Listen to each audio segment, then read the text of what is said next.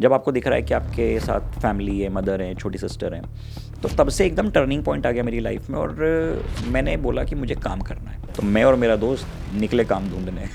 रहता है ना, आपके एक दो दोस्त ऐसे रहते हैं कि आप कुछ भी करोगे वो साथ देंगे आप। तो मैंने बोला भाई चल काम ढूंढना। उसने बोला चल भाई ढूंढते हैं। तो रिसेप्शनिस्ट की जॉब देखी, टेलीकॉलिंग की जॉब देखी। हमारे पास तो सिर्फ जो हमारा वॉचमैन है उसकी जॉब खाली है। तब उस टाइम पे मेरे फ्रेंड की एक गर्लफ्रेंड थी। उसने बोला कि यार तो इंदौर का जो सबसे बड़ा कोचिंग था और वहाँ पे जाके मैंने जो है बोला कि मुझे पढ़ाना है। तो उन्होंने 2 दिन बाद का टाइम दिया। तो 100 क्वेश्चंस उन्होंने दिए थे। अच्छा। हाँ, और 98 मुझसे बन गए। वो कोचिंग थी जिसने मुझे एक्चुअल में मेहनत करनी सिखाई। जो आसपास के कोचिंग इंस्टीट्यूट्स होते हैं और जो एक आपकी इंडस्ट्री होती है उसमें आपको अननोइंगली लोग जानने लगते हैं। आप नहीं जान रहे हो लेकिन वो आपको जान रहे हैं। क्योंकि आपकी बैच में से एक स्टूडेंट की ऑल इंडिया रैंक अंडर 100 आई है। जो इंस्टीट्यूट था उसने क्या किया, मेरा शहर चेंज कर दिया। अच्छा। क्योंकि खतरा रहता है ना कि तो जब पंकज सर आए और उनको हमने देखा, अच्छा, तो हमको लगा कि यार इनके जैसा बनना है। मेरे जो फादर हैं तो उनको हार्ट अटैक आया था। Okay sir. हाँ, उनका 99% ब्लॉकेज हार्ट में हो गया था और ऑन द मोमेंट हमको पता चला कि एंजियोप्लास्टी होनी है। Okay sir. तो किसी भी मिडिल क्लास फैमिली में जब जो मेन अर्निंग पर्सन होता है उनका पता चलता है कि यार पूरे आपके फाइनेंसेस हॉस्पिटल में लग चुके हैं और आपके पास जो अर्निंग पर्सन है वो अगले शायद 6 महीने, 8 महीने, साल भर कुछ कर नहीं पाएंगे। तो जो घर का बेटा होता है या जो भी बेटी होती है, जो बड़ा होता है, उस पर रिस्पॉन्सिबिलिटीज़ आती है। जब आपको दिख रहा है कि आपके साथ फैमिली है, मदर है, छोटी सिस्टर है, तो तब से एकदम टर्निंग पॉइंट आ गया मेरी लाइफ में और मैंने बोला कि मुझे काम करना है। I want money. अब आपके पास डिग्री नहीं है, कोई क्वालिफिकेशन नहीं है, सेकेंड ईयर के स्टूडेंट हो, कौन काम देगा? Right sir. तो मैं और मेरा दोस्त निकले काम ढूंढने। रहता है ना, आपके एक दो दोस्त ऐसे रहते हैं कि आप कुछ भी करोगे वो साथ देंगे आपको। तो मैंने बोला भाई चल काम ढूंढना। उसने बोला चल भाई ढूंढते हैं। तो हम निकले काम ढूंढने। अब कहाँ ढूंढें, क्या करें? तो रिसेप्शनिस्ट की जॉब देखी, टेलीकॉलिंग की जॉब देखी। कहीं पे 4,000 मिल रहे हैं, कहीं पे 5,000 मिल रहे हैं। तब उस टाइम पे मेरे फ्रेंड की एक गर्लफ्रेंड थी। उसने बोला कि यार तू जब पढ़ाता है ना, क्योंकि मैं मेरे दोस्तों को भी पढ़ाता था। अच्छा, क्योंकि कॉलेज लाइफ में आप सीरियस स्टूडेंट हो गए थे। तो ये जो मतलब मेरे फ्रेंड की जो गर्लफ्रेंड थी उसने कहा कि यार जब तू पढ़ाता है तो तू पढ़ाना, मतलब ये सब क्या जॉब देख रहा है? मैंने बोला यार कहाँ कोचिंग वोचिंग जाके पढ़ाना, मुझको क्यों लेंगे वो लोग? हाँ। उसने बोला ट्राई देने में क्या, मारेंगे थोड़ी। हाँ। मैंने बोला कि यार वहाँ तो बहुत टफ होता है। तो उसने बोला कि ट्राई करने में क्या है, चला जाएगा तो ऐसा थोड़ी कि तुझे मार देंगे, पीट देंगे कि क्यों आ गया। बोला चलो ठीक है जाते हैं। तो इंदौर का जो सबसे बड़ा कोचिंग था, अच्छा, ऑफलाइन का, उस टाइम पे एलन आकाश से भी ज़्यादा बड़ा एक इंस्टीट्यूट हुआ करता था इंदौर में। आज भी है। अच्छा। लेकिन आज थोड़ा डाउनफॉल चल रहा है उनका। तो वहाँ पे मैं चला गया और वहाँ पे जाके मैंने जो है बोला कि मुझे पढ़ाना है। तो मेरी तरफ देख रहे हैं, बोले कि पहले उनको लगा कि शायद एडमिशन लेने आया हूँ। तो वो लोग बोल रहे थे yes sir please come, form वॉर्म पकड़ाया। बोला नहीं मुझे पढ़ाना है। पढ़ना नहीं है, पढ़ाना। उन्होंने बोला कि अच्छा ठीक है पढ़ाना है। तो उन्होंने बताया कि रिक्रूटमेंट ड्राइव इस दिन पे होगी। बोले आ जाओ टेस्ट होगा। मैंने पूछा क्या पूछेंगे? तो उन्होंने बताया क्या पढ़ाना है। मैंने बोला फिजिक्स पढ़ाना है। बोले किसको? मैं बोला IIT के बच्चों को। तो उन्होंने बोला बस वही पूछेंगे। बोला कब? तो उन्होंने 2 दिन बाद का टाइम दिया। अब जब मैं गया तो 100 क्वेश्चंस उन्होंने दिए थे। अच्छा। हाँ, और 98 मुझसे बन गए। अच्छा, 98 बन गया। 100 में से 98 मुझसे बन गए। मतलब ब्रेन से आप इंटेलिजेंट थे सर? ऐसा? ब्रेन से इंटेलिजेंट थे, बस हरकतें बेकार थी।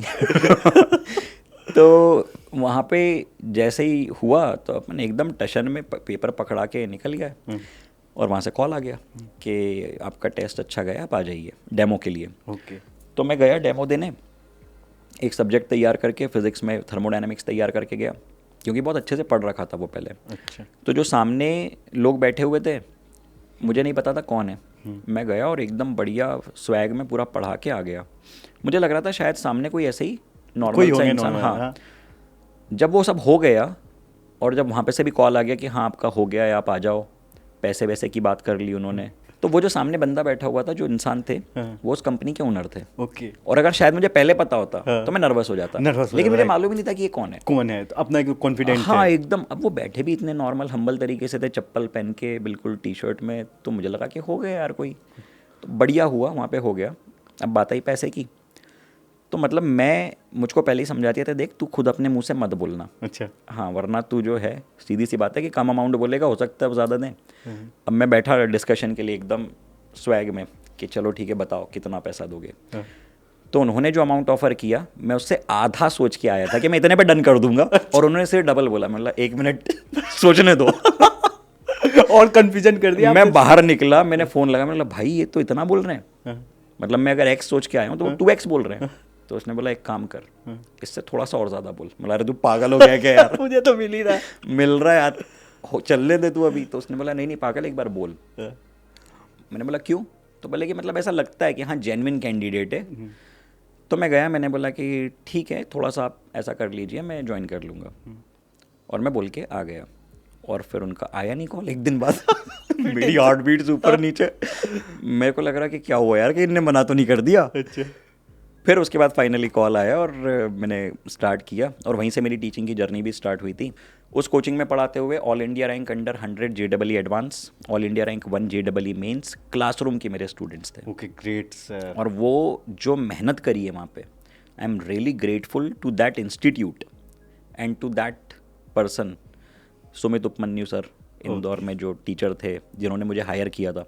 तो कॉलेज में कैसा लगता था? पैसे भी अर्न करने लगे सर, उसके बाद क्या वहाँ फ्रेंड सर्कल में कैसा माहौल बनता था? कॉलेज में रिस्पेक्ट मिलने लगी थी अच्छा। ऑनेस्टली, कि जो कॉलेज के हमारा ग्रुप था वो मुझे प्यार भी बहुत करते थे, सारे फ्रेंड्स जो थे, और रिस्पेक्ट भी करते थे कि यार ये लड़का जो है अपना टाइम मैनेज करके एग्ज़ाम्स की भी तैयारी कर रहा है, पढ़ा भी रहा है, फैमिली भी सपोर्ट कर रहा है, और साथ में हमारे खर्चे भी उठा रहा है। जिस कॉलेज में जिसके पास आता है थोड़ा बहुत पैसा वो खर्च करता दोस्तों पे ही खर्च करता है, और क्या करोगे यार आप। अच्छा, कॉलेज के 2 male friend 2 female friend best आप बताइए सर। कॉलेज के 2 मेल फ्रेंड मोहित और हिमांशु, और फीमेल से तो कोई इंटरेक्शन अपना होता नहीं था यार, क्योंकि मैकेनिकल ब्रांच थी मेरी। आपके लाइफ का सर टर्निंग पॉइंट क्या लगता है सर आपको? टर्निंग पॉइंट तो जैसे मैंने बताया कि जिस इंस्टीट्यूट में मैं गया था वहाँ पे जब ऑल इंडिया रैंक निकली, और वो भी मेरी पहली बैच से, ओके। तो क्या होता है ना कि जो आसपास के कोचिंग इंस्टीट्यूट्स होते हैं और जो एक आपकी इंडस्ट्री होती है उसमें आपको अननोइंगली लोग जानने लगते हैं। Right, आप sir. नहीं जान रहे हो लेकिन वो आपको जान रहे हैं, राइट सर। क्योंकि आपकी बैच में से एक स्टूडेंट की ऑल इंडिया रैंक अंडर 100 आई है। तो आपको सब जानने लगते हैं वहाँ पे? मतलब ऐसा नहीं कि मुझे सब जानने लग गए, लेकिन हाँ एग्जिस्टेंस आ गया था कि क्षितिज कनिक कोई है जो कि अच्छा पढ़ा रहा है। Okay sir. और इसलिए फिर जो इंस्टीट्यूट था उसने क्या किया, मेरा शहर चेंज कर दिया, अच्छा। क्योंकि खतरा रहता है ना कि टीचर चला जाएगा दूसरी कोचिंग। हाँ, तो उन्होंने मुझे वडोदरा भेज दिया, ओके। गुजरात। गुजरात के किस्से हैं काफ़ी सारे। तो पंकज सर भी वहीं आ गए थे। अच्छा। पंकज सर पहले, जो पंकज सिजेरिया सर हैं अपने हाँ। केमिस्ट्री वाले, सीजी सर, हाँ। तो वो पढ़ा रहे थे आई थिंक भोपाल में और इंदौर में, फिर वो भी बड़ोदरा आ गए थे। ओके। हाँ, और बड़ौदा का हमारा जो लाइफ है वो काफ़ी स्ट्रगल वाली हुआ करती थी, क्योंकि ऑल्दो जॉब कर रहे थे, पैसे आ रहे थे, लेकिन इनिशियल फेज़ था, इतना पैसा मिलता नहीं था, और कट पिट के जो पैसा बचता था उसका मैक्सिमम पैसा घर पे चला जाता था। Okay sir. तो मतलब 20-22 तारीख तक ऐसा होता था, मेरे और मेरे रूममेट्स का पूरा पैसा ख़त्म। ओके। अब बचे हुए 8-10 दिन खाना कहाँ से खाएंगे, बाइक में तेल कहाँ से डलवाएंगे, किसी को नहीं पता। अच्छा, तो- पंकज सर भी सेम कोचिंग में थे क्या? पंकज सर सेम कोचिंग में थे, लेकिन उनके आने के बाद हमारी दशा और दिशा दोनों बदली थी। ओके। हम लोग जो 4-5 लोग हुआ करते थे, रूममेट्स थे हम लोग, हाँ। तो वो 4-5 लड़के, हम लोग सब बिल्कुल ऑलमोस्ट एक ही सैलरी रेंज पे थे, और सब बिल्कुल आखिरी के दिनों में भूखे नंगे बन जाते थे, किसी के पास कुछ बचता नहीं था, क्योंकि घर भी देना पड़ता। घर भी देना पड़ता था। तो मतलब वो टाइम वाकई में प्रॉब्लमेटिक था, क्योंकि सिचुएशन ऐसी थी कि वाकई में हम लोगों के पैसे पूरे ख़त्म हो जाते थे। अच्छा। अब आप सोचो ना कि एक दूसरे शहर में जाके 30-35 हज़ार की सैलरी में आप रह रहे हो, काम कर रहे हो, सुबह से रात तक पढ़ा रहे हो।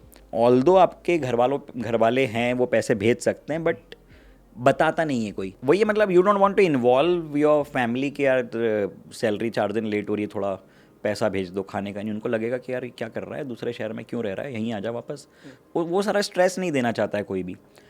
हाँ, तो बाकी इस टाइम पे जैसे मैंने बताया, अपने सीजी सर काफ़ी ज़्यादा काम आते थे, क्योंकि उनके पास उस टाइम पे कार थी बड़ी सी। अच्छा, सी सर फैमिली से बहुत रिच थे आई थिंक। नहीं, वो फैमिली से तो डेफिनेटली होंगे ही, लेकिन वो दिल के बहुत रिच है।